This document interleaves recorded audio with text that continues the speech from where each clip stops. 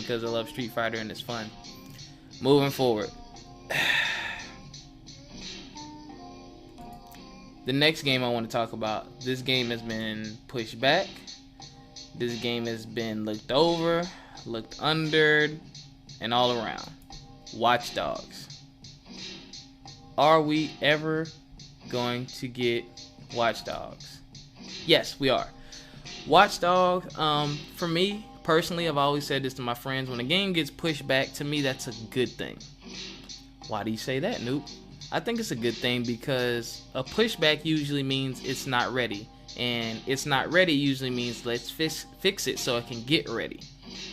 I'd rather you say, you know what guys, hey, I know we promised you this game on this date, but we know it's not ready, it's not where we want it to be. So rather than you go out there, spend your hard money and be disappointed, and we say, oh, there's an update coming.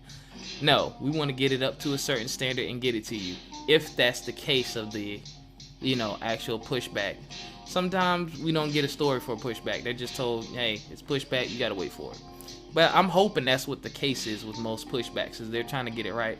Because I'm tired of these games coming out and they're basically not done. And we get stuck with the short end of the stick. Alright. But basically with Watch Dogs, you are living the life of a hacker. It's an open world game. It's in Chicago, which is interesting. I'm gonna switch tracks. Shout out to Romo on this one. But you're a hacker. You live in the open world, Chicago. You can hack, most electronic devices. Just by looking at the trailer, they've added some things like consequences to the decisions that you make. If you hack the wrong person and you get caught, they can put bounties on your head. The police will come after you and put you on like television and things like that and put out APBs on you. There's a great video, I believe it was on Game Trailers, where they actually took a deeper look into the game and looked at some of the graphical features like his clothes, and you could actually tell that the material of his coat was leather. When he got out of a car, the little light came on in the car. That was dope. That's not something I've really noticed. But for an open world game, we all know when it comes to open world games, the graphics aren't usually top notch because there's so much going on. But this was very impressive for Watch Dogs because I believe it was either PS4 or PC footage we were looking at. But that's very impressive and something to get excited about, because if you can do that in an open world game where so much is going on, imagine what they'll be able to do in a game that's more linear with just like set levels rather than be open world. But beyond that, I believe a lot of the games this gen are going to be open world regardless, because there's a huge emphasis on multiplayer. Now, with that being said, Watch Dogs, I'm excited for you. Come on, bring it. The online world is what I'm very interested to see. From what I've seen and heard and read, other players can be in your game and you not even know it. So you'll have these other hackers walking around basically trying to hack you and get you in trouble, and who knows what other kind of crazy things could happen from that. And that's very interesting, and that's a new twist that we've never seen in a game before.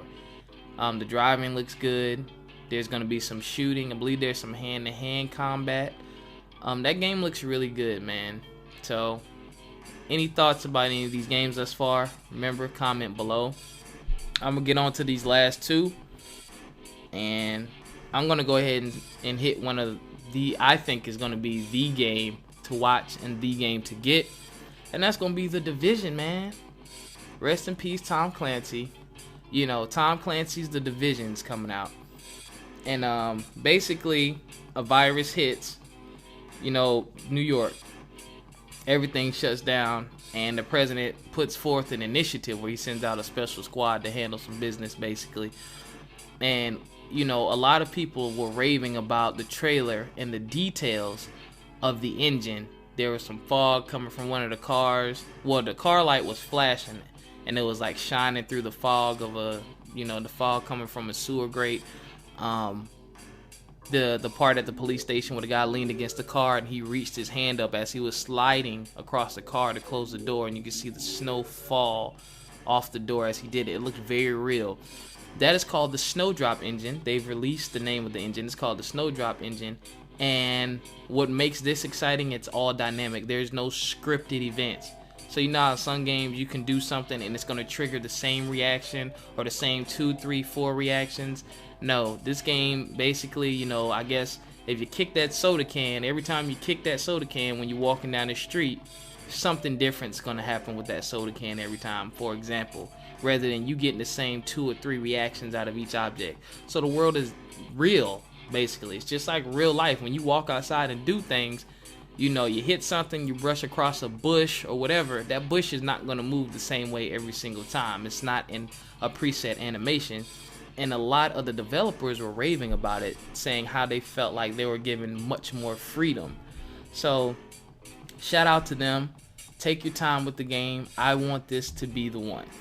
Online multiplayer, I think 4 players, 5 if you include the guy who can actually remote in on his tablet, help you guys out. And it seems as though you're going to be fighting for territory and supplies. They also revealed some woodland areas. I guess that big park in New York.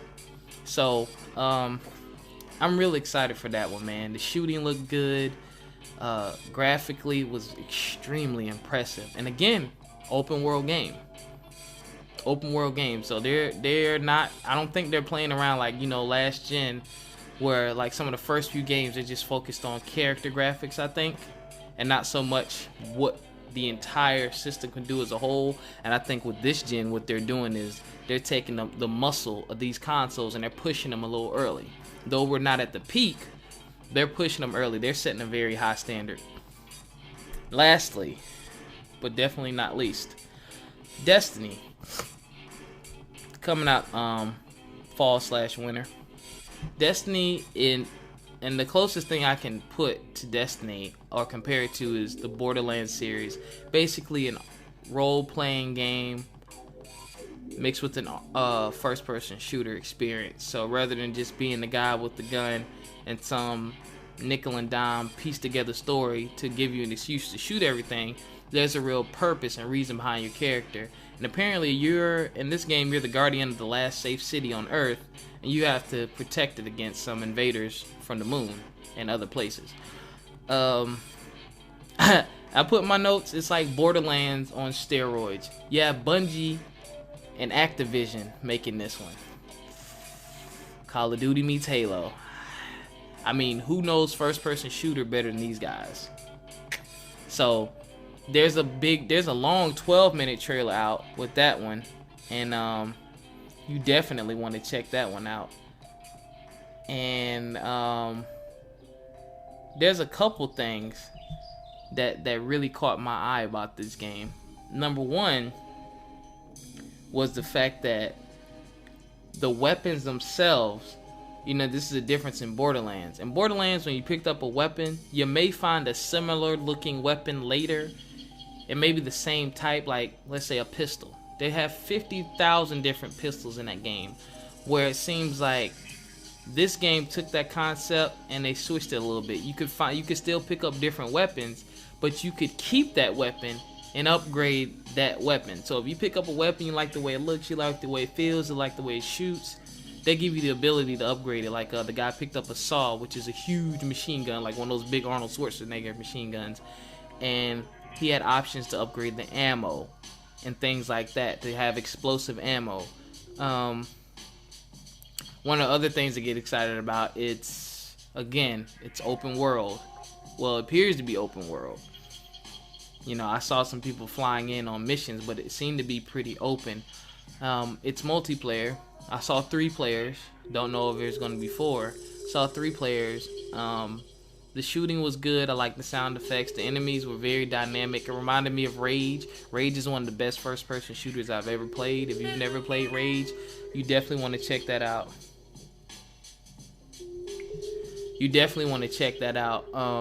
Rage was very dynamic, but the enemies didn't seem scripted. They seemed like they had a mind of their own. They didn't look like they were just patched into the game. They looked like they were doing their own thing. I like the maneuverability of the characters that you play. Rather, you could run, you could slide. They also seem to have I would say, kind of like the sidekick in Borderlands, force powers. Like I want to say the girl had like a flame type effect, and the other guy had like a force push. And that's definitely big, because again, that adds another layer besides shooting, and I hope they do it in a way to where I'll actually use the powers, because a lot of games give your character so much and they overpower one area, or they make one ability so much bigger than the rest that you can go through the whole game using one single ability, and all that other stuff you developers worked on, it's for nothing, because I'm going to keep using my fire hand attack because that kills any and everything. I hope they make it dynamic to where, okay, bullets don't work on this enemy. We have to use, our powers, or we have to use bullets to take down his shield and then defeat him with our powers, or there's some kind of, mental block thing going on in this level, so we can't use our powers in this level, or maybe our powers are weaker in this level. Put us in a situation to where we have to use every single attribute of the characters, make us work a little harder, make us think a little harder. And that goes back to what I was saying with the difficulty. Don't be so lazy and just throw a bunch of stuff out there and make us a uber super powerful character, because in the end, to me, that makes the game boring, because it's too easy. If I'm overpowered in my enemy and I know I can beat my enemies, it's not as fun. He had a little assistant. It was called a ghost, I believe. It was like a little floating orb that actually provided light in a very dark area. That was cool. I hope there's some more interactions there. I definitely saw a lot of similarities with the Borderlands series. I have heard that Borderlands 3 is coming to next gen. So that'll be some healthy competition. But Destiny looks really good, really fun. There were also some hover bikes. Who knows about those hover bikes? We'll see. I hope you can ride them. That's all I can say. If not, that's cool too. Last but not least, with Destiny, there's a thing called a live event where the 3 characters got to a certain point in the game, and this big enemy dropship came and just threw a bunch of enemies, and I was like, this is a public event. And they just had like a big brawl, man. They just had to shoot and blow everything up.